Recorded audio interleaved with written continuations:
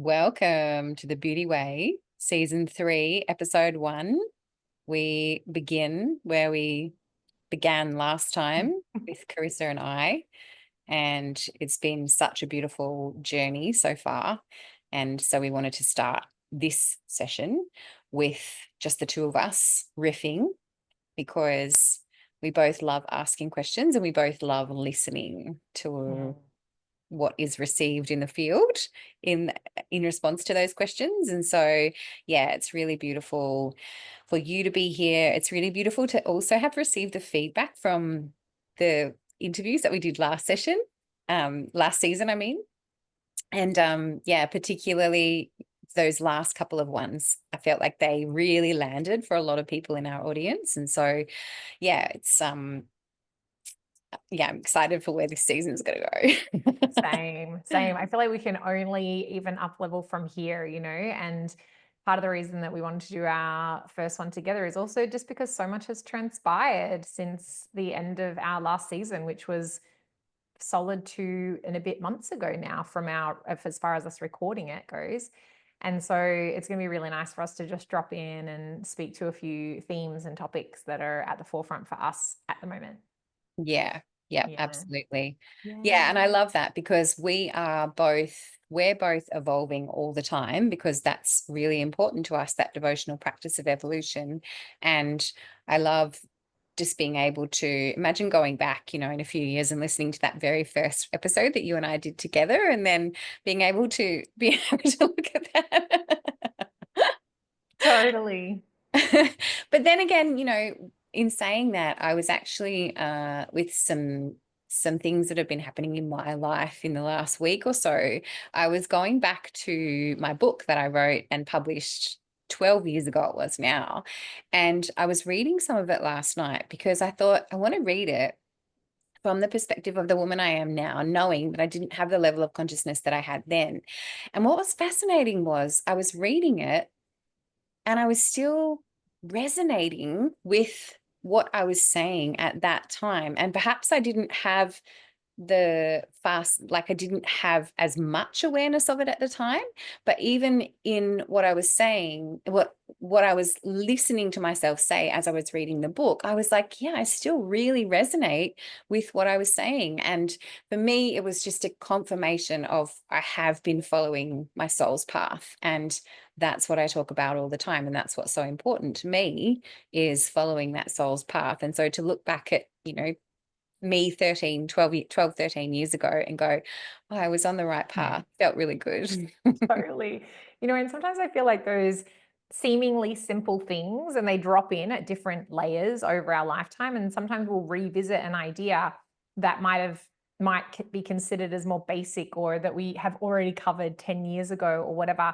Yeah. And the way that I love to think about it is every single idea, every single everything, every single thought is multidimensional in nature. And so we can see varying different dimensions of the same idea or the same thought or the same concept. And as our consciousness evolves and ascends, we can see it from even just a tiny little shift of perspective, or and it lands in the body on a different level. And so it settles in a different cell that it hasn't quite settled in at the same depth before. And it resonates still. And the perspective that you now see it at is probably so different to that 12 year ago version. And yet that 12 year ago version was on the same thread, it was just a little bit further down the thread now than what it was then. It's so cool. Yeah, I love that explanation of it, because that's it. It was on the same thread. Like I haven't really changed threads. And that was a beautiful thing to see, because I know that I have let go of different aspects of me over the years, and to know that for this amount of time I've been on this path, it felt really good to me. I was like, yeah, go you, Kirsty, 12 years ago. Totally. And it reminds me of, it's a really common thing that I hear for people when they're talking about different pieces that they're unraveling for themselves, like maybe they have a particular set of wounds that they kind of are like, oh, I've already healed that, you know, and there's this kind of frustration that they're returning to it.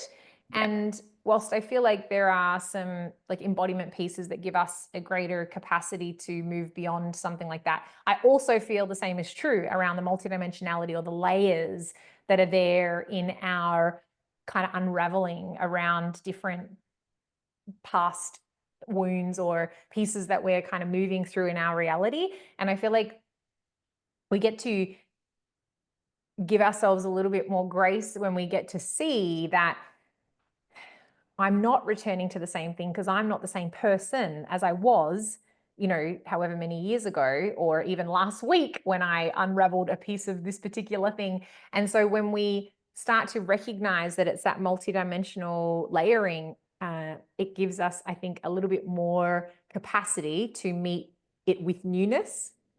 Yeah, and you said it so beautifully before in what you were saying. And when we, from that multidimensional perspective, where time doesn't exist, and we're at this point now where we're seeing something and we think, God, I thought I dealt with this. Well, we did deal with it. It's just that we, like you said, we see it from a higher, and higher is not better. It's just the lower realms can't see the higher realms, but the higher realms can look down, like the eagle can see so much more than we can see being down here on the ground. And now that I'm up here, I've got this thing that's arisen and it looks old, but it's actually not, because I'm seeing it from a whole new perspective, from a different angle, whatever it is.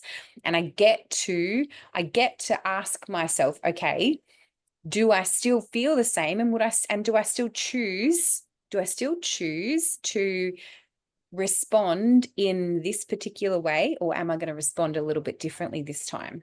Totally. And just before you even got to that final point, I was thinking of that exact same thing. It's like the response has an opportunity to shift.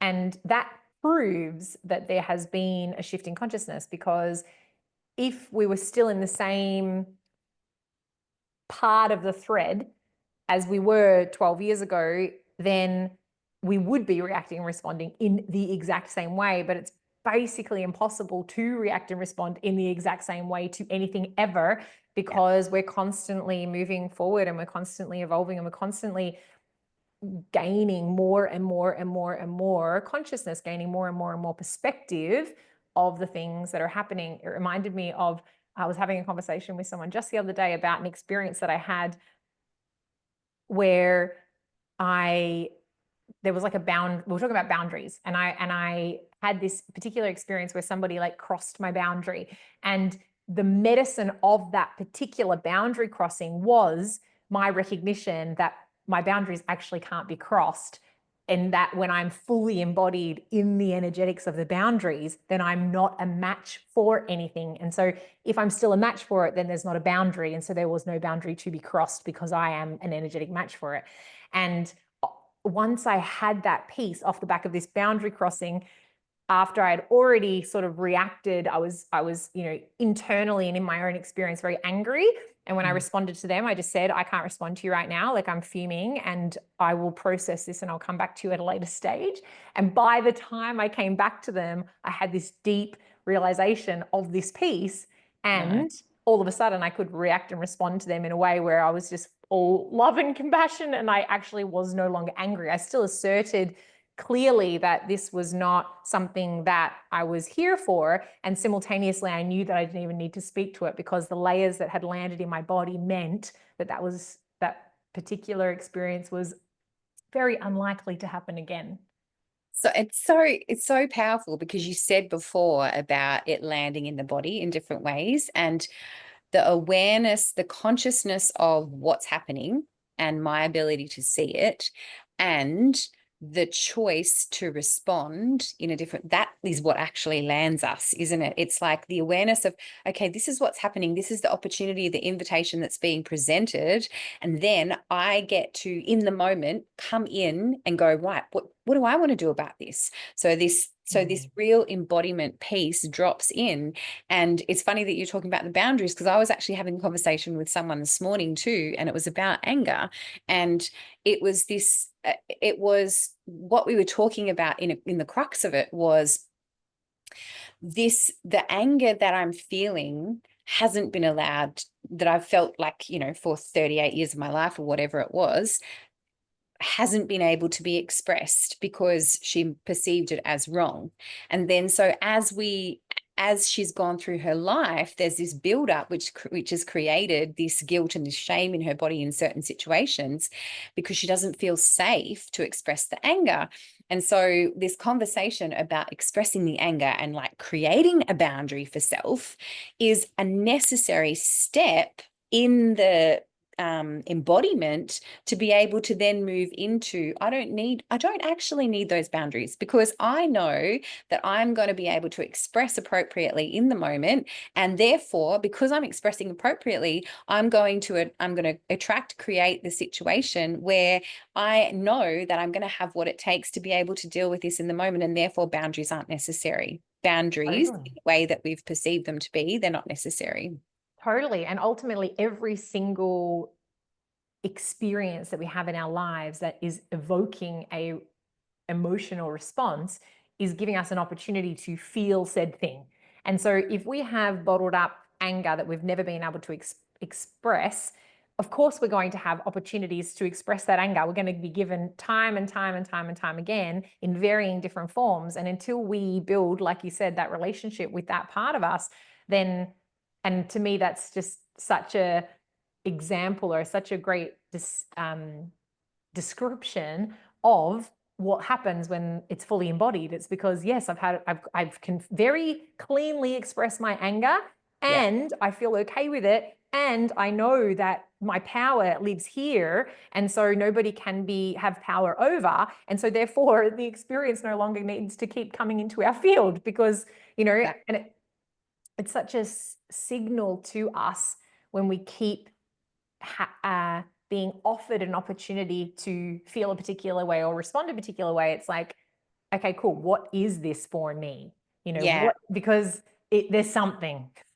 It's always something. And what I was just thinking was, it's actually such a paradox, isn't it? Because the more that we move into our own individuation of this solid human, the more we're attracted to we're connected to the unified field, because we don't need the solidification of the boundaries and the walls that surround us. We actually are fully embodied in this human, and therefore fluidly we can move through reality and be connected to the unified field, because our consciousness is like up here able to see so much more. Totally. And that piece that you shared before about, you know, coming out of the shame and into some kind of like accepting, loving relationship is what makes us more unified. Yes. And that is what then creates the relationship, because any part of us that is separate than, or that we're shaming or pushing away, creates more separation. And so therefore we have a separated experience from the unified field. It's no longer a unified field, it's a separated field. It's a separated field. Exactly. I love it. I love where we've gone already. No.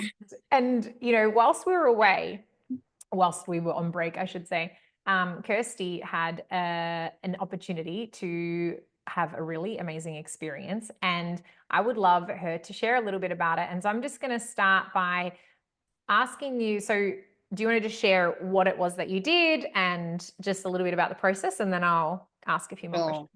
Sure. So it's funny that we started with me talking about 12 years ago, because 12 years ago, I went on a 10-day silent meditation retreat, which is a global retreat, and probably quite a lot of our listeners have heard of it before, called Vipassana.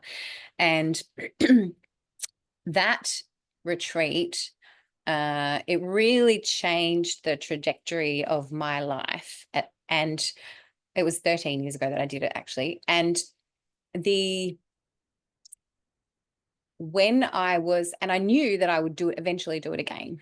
And over the Christmas period, there were some things that arose in my field, and there'd been some things arising for some time.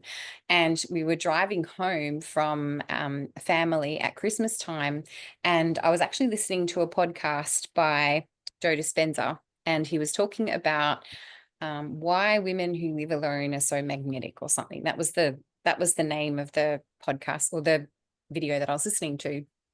And I was just listening to it and wasn't hearing anything new, but like really just got this really strong hit. You need to do Vipassana now. And so I went, okay, all right, cool. And so I knew that I needed to create a situation where I was going to be alone, where I was going to be completely silent for 10 days. And so I stepped into it. I knew that these courses are booked out like months in advance. And so I contacted them. They said, nope, sorry, you can't do it. And I was like, oh, okay. But I actually knew that I was meant to do it. And so I went back. Anyway, they ended up coming back to me saying, the course is full, but if you want to come and sleep in a tent, then bring your own tent and you can do the course. And I was in straight away. I was in. And that was all part of it for me. Was I knew so definitely that I needed to spend this time alone. I was prepared to do what I needed to do in order to create that in my life. And as a result, I received so much incredible guidance on the retreat. And the biggest thing for me was that I'm just so supported. And I, what I said before about when I look back at my self 12 years ago and saw that she's on the right thread, there was so much confirmation for me when I was on the retreat that yes, you're exactly on the right path. There's no requirement for you to doubt anymore. You know where you're going, you know what you're doing. Just keep doing it, and you're so supported by the seen and the unseen. Amazing. Mm.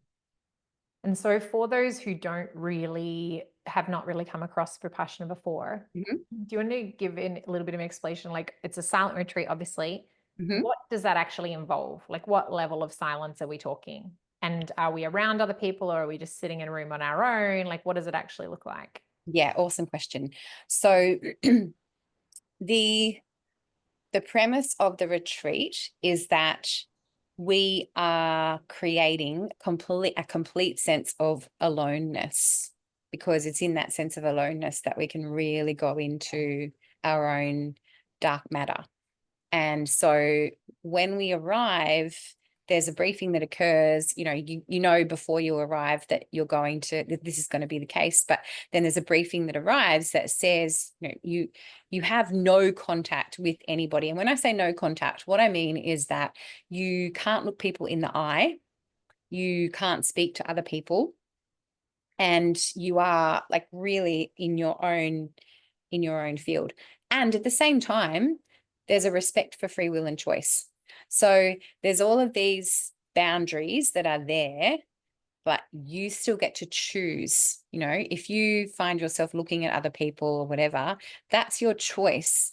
But everything that is there is created in a way that you can choose to be in your own, basically like your own cube or your own prison. So when we're meditating during the day, we're in a hall with lots of different people, with everyone else who's on the course. And at the same time, if you're an old student, which I was, you're an old student means you've been there before, not age-wise, it's an old student. If you're an old student, you actually can get to go to the next level, which is to go into your own you can meditate in your own private cell. So literally putting yourself into a prison cell, it's not a prison cell, but it could be perceived as such. It's a dark cell. You go and you sit in there and you meditate on your own. And for me, it was so incredibly powerful because it was the essence of absolute and complete aloneness. Like I was in the dark, in a small room by myself, just being able to be completely with me, which is exactly what I wanted. Yeah, amazing. And then during the meal times and things, like the meals are served, you can't say thank you to the people that have made this incredible food for you.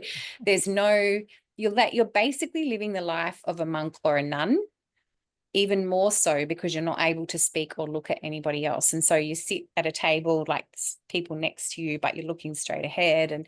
And so it's all really like, yeah, it's quite a fascinating place to be. And it's challenging. The first time I did it, I said that I put it up there with childbirth for satisfaction and level of difficulty. That's so interesting. So just a couple more clarifying pieces. So when you're sitting in the space with like other people that are on this course, Yeah. is it silent? Like, is the whole space silent? There's no lectures, there's nobody teaching anything. It's just pure silence in all spaces?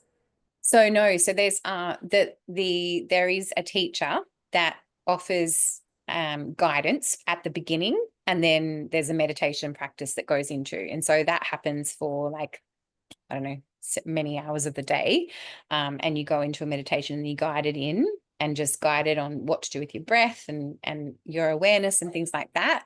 But then it's in complete silence. And then once a day, there's a discourse from the teacher, sharing about different aspects of consciousness and what it is that we're actually doing here, so that people who, because people come from all different walks of life, and if they haven't had this experience before, it's like they're being taught. It's based on the teachings of Buddha 2,500 years ago, and what he taught, which was basically just to love and wisdom, if you like, was love, wisdom, and power. Wow. One thing that you said in the first part that I found really interesting was the opportunity to create that deep sense of aloneness. And I feel like as a society, we avoid aloneness all day, every day. Like we are so, particularly since the internet, like we have so much opportunity to be in the avoidance of the sense of aloneness. And, I feel like even when people feel alone, there's such a consideration of that space to be something negative. And yet the whole intention of this experience is to create that, because of what that is a key or a doorway into. Yeah. I reflected on what you're talking about in when we're in COVID and lockdowns and things like that, and people's resistance to actually not being able to go out and not being able to connect with other people. And there was an opportunity to see our own private prisons that we live in every day, and our own limitations that we place upon ourselves by our inability to be by ourselves. Because if we actually can't be by ourselves, how can we truly be authentically embodied, present with other people? If I can't stand being just with myself, how am I going to think that other people will stand being with me? And yeah, like the internet, television, it's moved us away from knowing ourselves, from sitting with ourselves, from truly being with ourselves. And it's so powerful when we allow ourselves to do that, when we sit in stillness with this human and just go, okay, what are you going to show me? What do you want to tell me? What do I need to hear from you? Totally. I feel like ever since you went, there's been, when you first told me you were going, I was like, oh, that sounds freaking awesome. I would love that. And then as I kind of reflected on it more and more and more as it got closer, and then you went, and then you sort of came back and shared your experience. And I think at one point in time, you had mentioned how that experience that you had from the first time of the difficulty. And I've really thought about it, what is what's my limitation on my capacity for aloneness? When does it break? If I'm sitting there, in my own kind of thoughts, just in my own little vibe, how long is a string before I pick up my phone or turn the TV on or start reading a book or whatever? And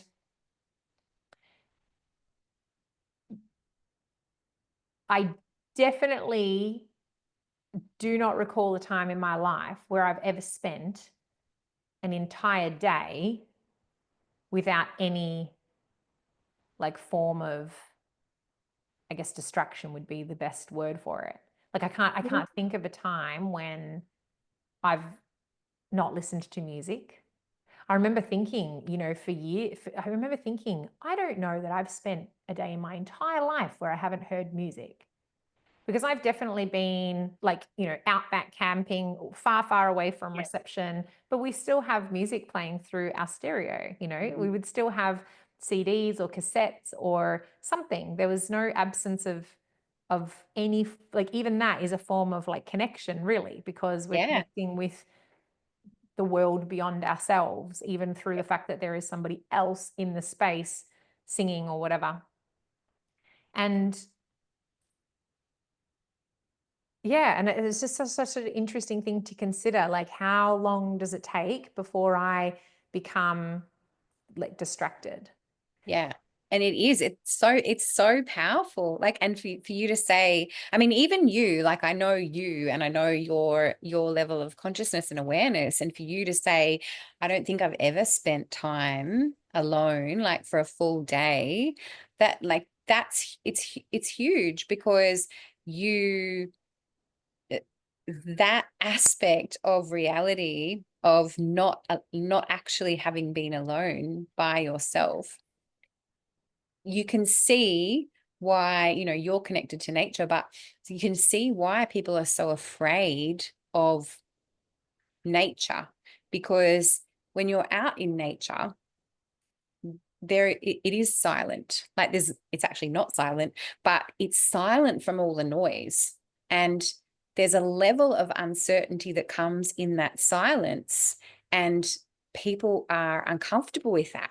And that's why we need to reach for it.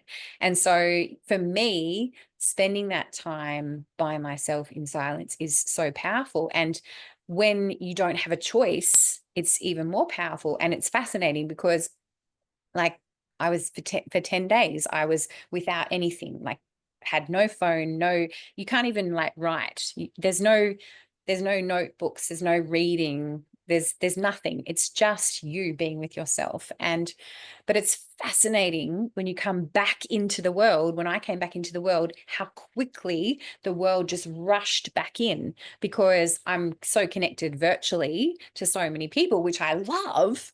But all of the energy that comes in from all of these different places is right there in your face. And again, go back to what we talked about before, the need to have these boundaries. It's like, okay, cool, I've got to be so aware of myself so that I am fully present and I know that I'm making the choices that are best for me. And yeah, it's an incredibly powerful experience. Totally. Yeah. It's funny. You mentioned COVID during there as well. And I lived on my own so for the first year of COVID, I was living with my mum. And then the second year of COVID, I was living on my own.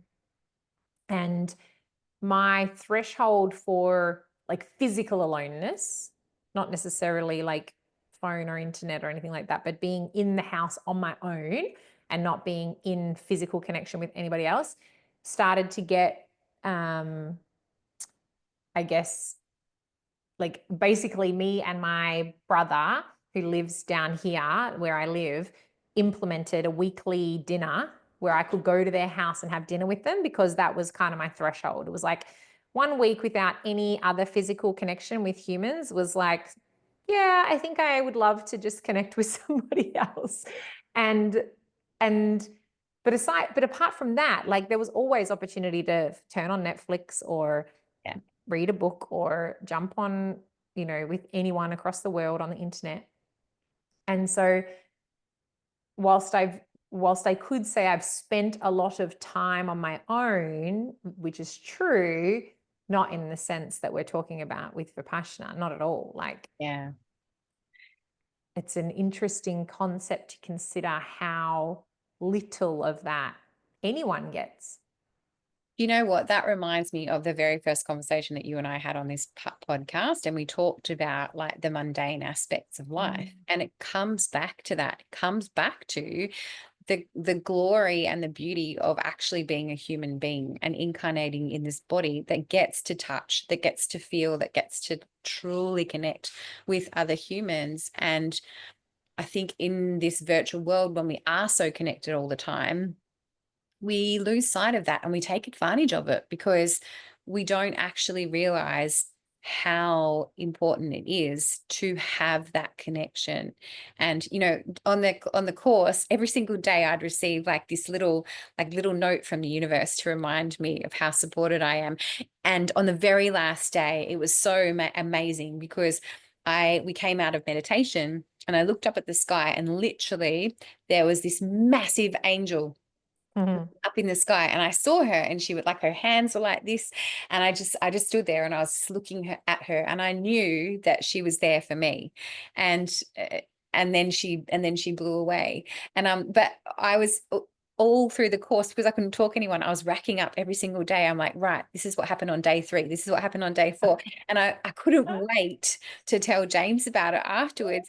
And generally I'm like the listener and I don't talk a lot. And when he picked me up, we went to breakfast together, and I literally didn't stop talking for about 90 minutes. And he's sitting there and he's like, who are you?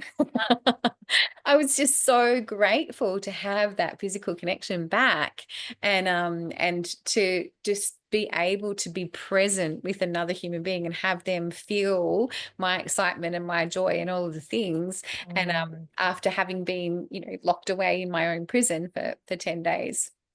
That's so interesting. I've done a lot of travel on my own, and the main thing that I miss when I travel on my own is that there isn't somebody to say, wow, look at that. And that is literally it. Like I've done all the activities, I've done all the different things. I feel like confident and safe and all those kinds of things. But standing in front of something truly amazing and not being able to say to somebody, look how amazing that is. Like I'll end up just finding somebody that I don't know. Isn't that amazing? Like, don't you think that's amazing? Because it's just the expression of that is, I don't know, like it feels like just such an important part of the experience for me personally. And so it's so funny that was what you were just like, I just want to tell someone about all the amazing things. And that's why this podcast is called The Beauty Way, because there is so much beauty on this incredible planet. And we get so caught up in things that don't really matter. And we take advantage of the fact that, I can sit at my window and look out and see trees moving and, just crazy little things like that. And there's so much beauty. Yeah. And it doesn't take a lot for us to look at it, but we get so caught up in what's going out there when all we need to do is come back in here. Yeah. And we reconnect to ourselves and others. And it reminds me, just last week, I was driving from a town where I go and do Pilates home. And ever since I moved to where I live now, I set the, I guess, self-imposed rule that every time I drove to this town that's 20 minutes away, which is where like a lot more shops are, and it's where I go to my Pilates and, those kinds of things, which means I drive there like 5 to 6 days a week at least, because that's how often, and sometimes it's double that if I'm doing 2 classes, one in the morning and one at night. And I set my self-imposed rule was every time that I drive there, I have to drive back on the beach road. It doesn't matter how much longer it takes. It matters that I do it, because the one thing that I was adamant about when I moved here was that I was not going to become complacent with the fact that I live in one of the most beautiful places. It's so beautiful. And I was driving home the other day and my partner, Nick, was in the car. And I said to her for probably the 1,000,000th time, oh my God, look at how freaking beautiful the bay looks today. And every day I'm like, look at how beautiful the bay looks today. Oh my God, look at how beautiful the bay looks today. And I laughed at myself because I thought, this is presence. I was like, I'm so glad that I still do that. I'm so glad that I made that intention and I drive down that road every day so that I can remind myself every day of that presence of look how beautiful this is, you know? Yeah. And, you know, I have other different sort of practices that bring those pieces to me in different ways, you know, like, um, Yeah. Can you share, like, just share one or two of those practices for people that are listening? yeah, and so one of them, so as you know, we're in a movement where we co-create with elements. And so depending on which element I'm in, whether they be fire, air, earth, or water, will give me a daily opportunity to, I guess, to commune with that element. And Love that purge. typically at the very minimum, it has me think about that element and consider how it's present in my reality on that day. And beyond that, I actually physically go into communion with that element. So if I'm in earth, I'm putting my feet on the ground. I'm looking at the tree in my backyard that's there every single day.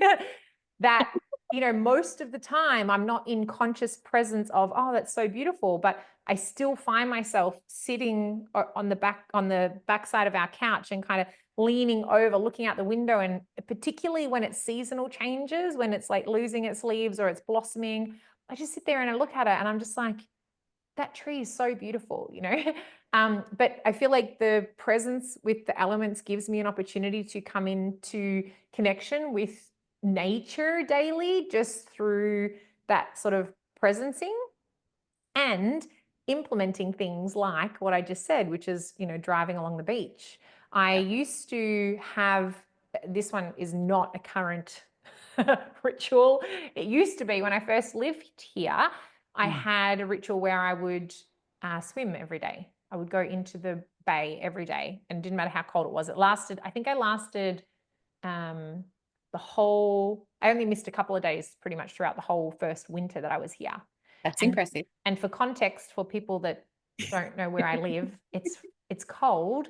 It's probably, you know, on average between 10 and 15 degrees Celsius during the day. Probably 8 and 15 degrees Celsius during the day. 15 would be a very warm, mild winter's Yeah, that'd day be in good. Melbourne. Uh, and the bay, the actual water is about 11 degrees-ish in winter, which is not an ice bath, but it is very close to. Enough. And I was just talking about this with my family last night that, you know, it's bone achingly cold, you know. But the point was, the whole intention of it was to leave the house, to go to the water and to go into the water, you know, to go beyond my own, I guess, limitations about it's cold or whatever, and actually come into presence with the fact that I lived within walking distance from this beautiful place. And whilst I can't really foresee myself re-implementing that particular one at the moment, I do want to re-implement the one of just walking to the beach every day, because I used to walk to the beach every day. And ever since Nick moved in, she doesn't like walking to the beach. She prefers to drive to the beach. And so quite often I will drive to the beach with her. And for whatever reason, I have, I guess, that intention is lower on my list at the moment for whatever reason. And so I want to bump that up into a higher place where, yeah, because I feel like every time I would do that, there would be a level of presence that I would have with myself and with my surroundings. Because particularly walking, I notice every single tree. I notice what's happening. I'm not on my phone whilst I'm walking. I'm typically, I don't listen to anything on those particular walks, because even if something's really interesting, it takes me away from the presence that I'm intending to give to my surroundings. Yeah. And I love that part about intentionality, because the intentionality just brings power in our life. Because if I'm setting an intention, then I know that I'm going to take the actions that are associated with that intention. And if I'm doing something like what you're talking about, like going for a swim every day, I'm intending that I'm going to connect with nature, that I'm going to go beyond what I believe that what is comfortable for me. And I'm really letting myself extend into the unknown. When so many people, like, if I go back to what I said before about being afraid of nature, so many people will, there's this fear of like, I can't do this. And there's this fear because nature is so vast and so wide and so open, and all of these words, there's a fear if we haven't spent a lot of time with that and a lot of intentionality. There's a fear and therefore a getting away from what naturally is. When if we just go and put our feet on the ground and like stand in the vastness for a moment, it's so incredibly beautiful. Yeah, and I feel like it presses the reset button on all of the unintentional distractions. Yeah. Yeah. And there's a, in what we're saying, like there's no judgment because we've all been taught to be inside and, be on our screens and all that kind of thing. It literally, intentionality is actually a learned skill. It's not something that comes natural to us anymore, because we're actually taught to just kind of go along with what's happening in the world. And I feel like that intentionality brings a power back to our life, because we can so often feel powerless to what's going on out there. And if I'm just choosing to every single day when I'm driving back from my Pilates class, drive by the beach and notice how beautiful it is, I'm reminding myself, oh my God, I've got the power to be able to notice beauty. And if I can do it now, then I can do it anytime. Totally. And it's funny, I was thinking the other day about how typically what I notice when people move through the evolution journey is that quite often people will start with the body and the physical health. I think we might have spoken about this once upon a time on another episode. But at some point we get to the mind and we do like mindset work. And then, where we're sort of playing now is a lot more in the energetics. And I was reflecting on how powerful the mindset work is, that I believe doesn't get as much kudos for the people that have, done the mindset thing. They're like, I've done the mindset thing and it's not the thing that gives me like the next level of what it is that I'm looking for or whatever. And it kind of gets a bit shunned because, it's like embodiment's more important, or energetics is more important, or whatever else is more important. And I was thinking about mindset, and I was thinking about how those intentional practices of shifting my perspective to the beauty, for example, is what has created the abundant perspective that I have. And people don't give it enough credence, I don't think, to what it might have had when mindset was like all the rage. Yeah. Like it's a step in the journey. And if we haven't done that step and we haven't been present with our mindset and our perspective and what we're looking at, then good luck. It's so hard to see the beauty when we're not training our mind to look for the beauty in every circumstance. Absolutely. And go back to the Vipassana conversation, is if you think that you've mastered mindset and you don't need to think about it anymore, go and sit in a Vipassana course for 10 days and you'll see where you haven't mastered it. Oh my God, I can imagine. Yes. Because you're sitting in silence. Part of it is like you place the intention that you don't move for a whole hour. You like literally, you don't move and you're sitting with your body. And even though you place the intention on allowing energy to move freely through your body, but because you're sitting in silence, you're sitting in stillness, your body gets really sore. And so you're trying to like move energy freely through your body, but your back's like, oh my God, I'm so sore. And so you can't ignore the pain that's arising in your body. And so your mind has to be strengthened if you want to stay there and you want to like continue being devoted to yourself at this moment. Your mind is the most important thing. Totally. Yeah. And I feel like it's you know, as opposed to those who feel like they have mastered the mind to some degree and don't give enough kudos to it, there's also those that skip over it entirely because they think that there's a different avenue that they need to take.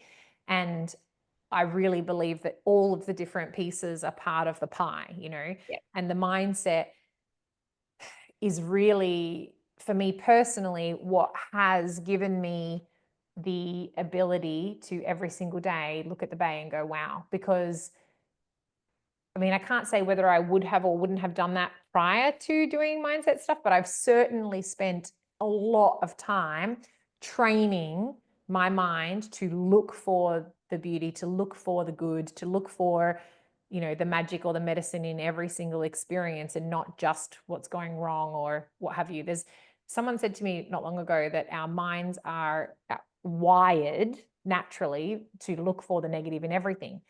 And I heard that and I thought, probably until you've done the work to train your mind and built neural pathways towards something different. It might be naturally hardwired that way, but when we consciously set daily practice to doing it differently, then we create a new habit, just like anything else that we create new habits. Yeah. I can understand like why that was said, and straight away when you said that, I thought of my youngest daughter when she was 6 when we traveled Australia. And even before, before that time, we'd be driving along the car, and from the time that she could talk, we'd be driving along, and all of a sudden she'd be like, Mummy, stop, stop, stop. And I'd be like, what's going on? And she'd go, look at that sunset over there. And she would just notice these beautiful things. And she was the one that actually helped me to remember the beauty of life, because it was natural for her to just see beautiful things. And if you think of little children, like they're so abundant in their mentality, they're so abundant in the way that they move through the world. And I think probably when they're small, their natural way is to just be able to see the vastness, but there's something that comes in around that age of 6 or 7 that then teaches them otherwise, which makes complete sense. Totally. Yeah. And it reminds me, I don't feel like that I feel like at some point in time we spoke about wonder. Yeah. And we talked about the frequency of wonder and curiosity and how powerful it is. And it's definitely a ticket to abundance. You know, it's a ticket to that sense. And when I talk about abundance, obviously I'm not just speaking about financial money. I'm talking about, and I'm not saying this for you, I'm saying this for anyone who's listening. I'm talking about the abundance of beauty, the abundance of the recognition of what is in our environment. And I just totally lost my train of thought where I started that from. Well, I'm just going to continue, because when we're connected to the abundance, which is a natural state of being, nature is in abundance all the time. Even if she looks barren, she's still abundant. When we're connected to that, like, and truly connected into it, our nervous system relaxes and we attune to that frequency of abundance, which means that we then naturally become more abundant when we set that intention every day to attune to that abundance. Totally. Yeah. One of the other things that you mentioned before, and I wrote a little note, was, you know, coming out of the Vipassana back into society, and there's all these, you know, habitual connections and what have you just come flooding back in.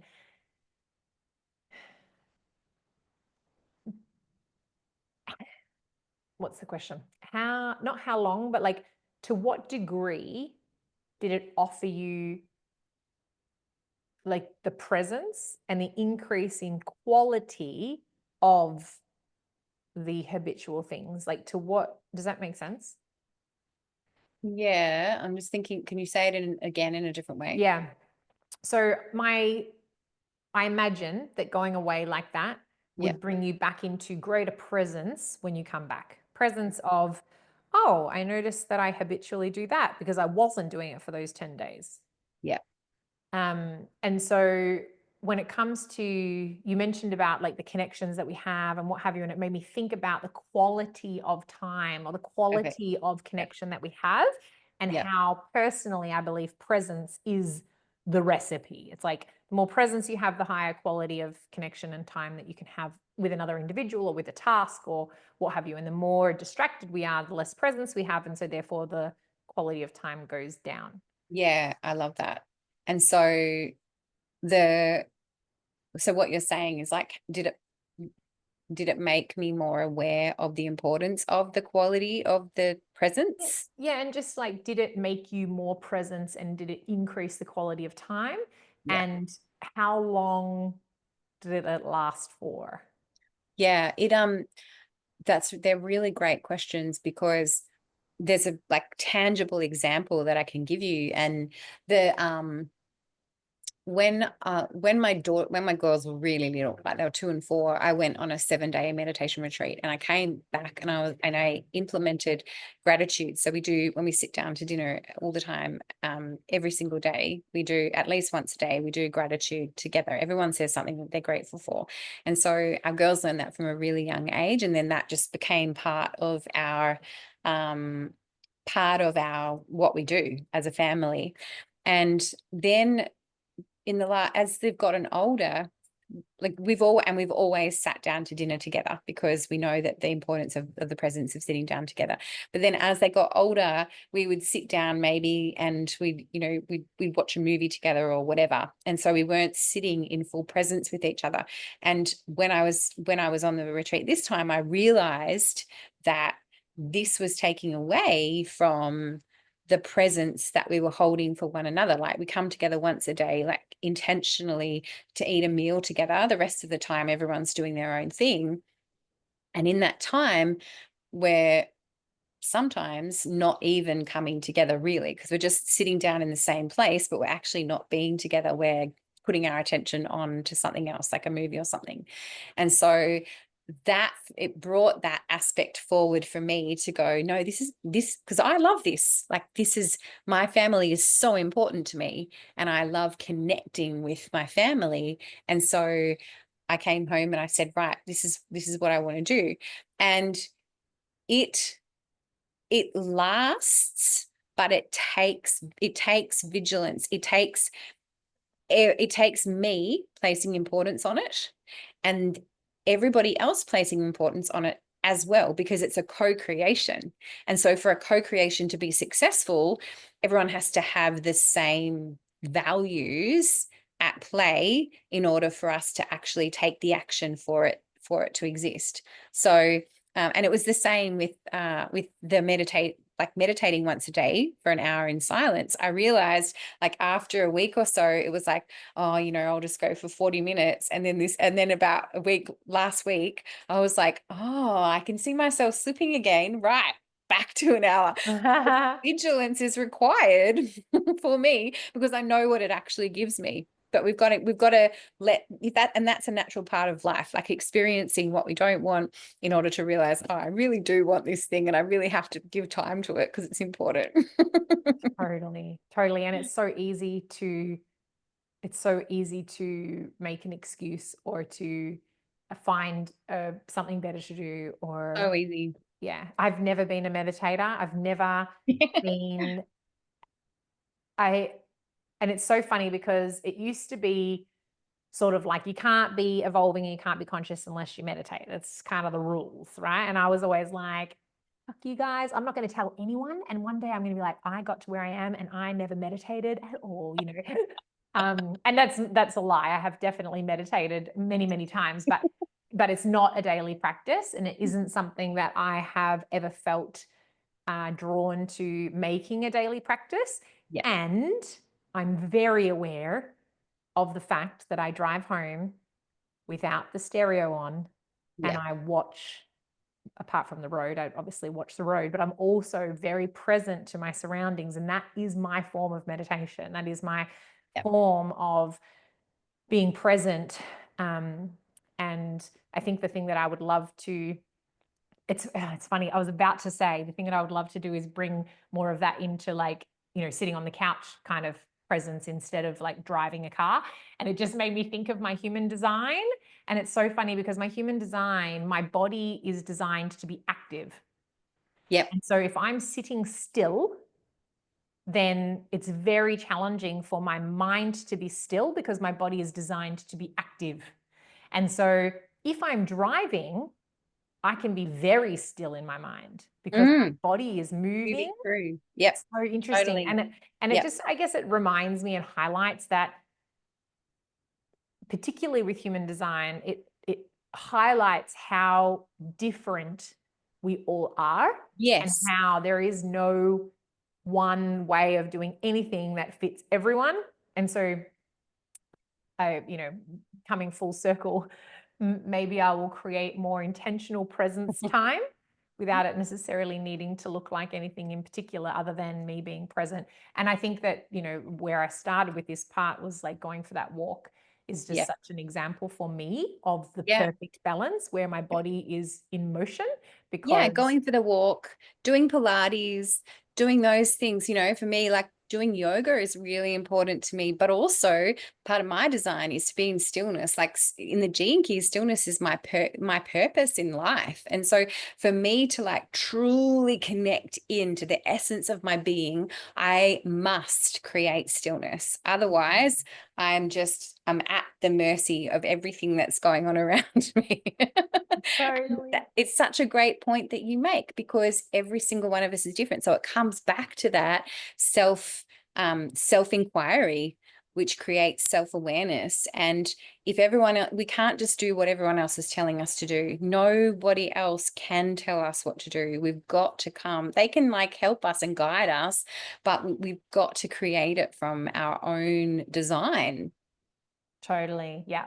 And I think for me, what it gives me is like consistent reminder of the permission that I have to be uniquely me, Yes. like consistently remembering that if I don't fit into a box, that's a good thing. It's like if I don't match with a particular way that everybody does something, rather than being hard on myself for that. Like I remember when I worked with a particular mentor for like a 3-month period of time in 2020. And part of what it was like a private container. Part of what she wanted me to do for that entire time was meditate every day for 1 hour. And I remember every single time, like without fail, I would fall asleep. Yeah. Because that level of, and I feel like there's probably like a lot of, like I could make that mean lots of things. Like instantly the thing that comes to mind is like, okay, cool. So your nervous system needed the rest and that's why, and da da da da da da. There's so many things that could be. And I also, I can't remember where I was going with it. I found the daily must not in alignment for me. And it was really about this, I have to. And it's interesting because obviously we've talked lots about the difference between integrating something into your life so it's no longer a have to and it's just part of your ritual, it's part of your devotion. And for whatever reason, meditation just has not been that for me.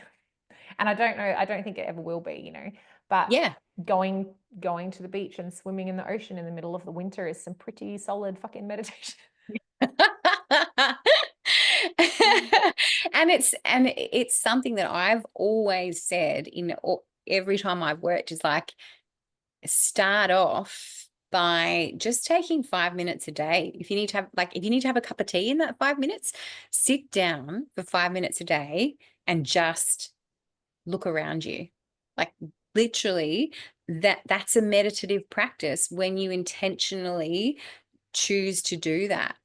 And you get to be present with yourself, which then gives you greater access to these things, to all of the insights that are being presented in things like human design, for us to go, okay, cool. Well, what's my design in this aspect? One more thing that I wanted to share was this woman that I was talking to this morning. She was saying like, oh, I realized in my design over the weekend that part of my makeup is that I learn from so many different people in my life, and that's all part of what I'm meant to do. And she goes, whereas in the past, I've actually made it wrong that I haven't had these enduring relationships with people, like I haven't got like school friends, lots of school friends from many years ago. And she said, when I read that, I gave myself permission to really be with lots of people and learn from them, rather than making it wrong that I'm not like creating these enduring connections and I'm receiving from them and then I'm moving on. And just little things like that are so incredibly powerful, to go, oh, it's okay for me to be how I am. Totally. Yeah. Totally. I did a human design reading for somebody last week, and it really it reminded me of the power of that, like the power of what it offers to someone in the form of, oh, I'm not wrong. Yes. It's actually okay for me to interact with reality. Oh, that's how I'm designed. What do you mean? I've been told all my life that I'm meant to have done it differently. It's like, Yeah. oh, it's so impactful and potent. It's why I love human design so much. It's because Yeah. of the individuality and the uniqueness and the differentiation that it invites. It's awesome. Yeah. Yeah. It's Mhm. okay to be me. In fact, it's encouraged. It's not just Yes. okay, it's like that is how we get to be. It's like what's even more than that? It's, can I can love being me. I can love being the expression of differentiation and uniqueness. Yeah. Yeah. Yeah. Actually, it's like so important that I am me, because I didn't Yeah. come here to be anyone else. I came here to be me. Yeah, totally. Yeah. Well, Have we gone for like an hour already? yeah. Yeah. Yep. Does it feel like we're like at a point of completion today? Yeah, I feel like I could totally take us on a whole other tangent and what have you. And I was like, I think we're probably just on an hour. I'm not actually sure what time we started, but it Mm. might just be. And so it might be the right time to wrap it up. Yeah, I think so. Yeah, I think it's been really beautiful. And I think the main message like that we have finished on today is allowing ourselves to be all of who we are.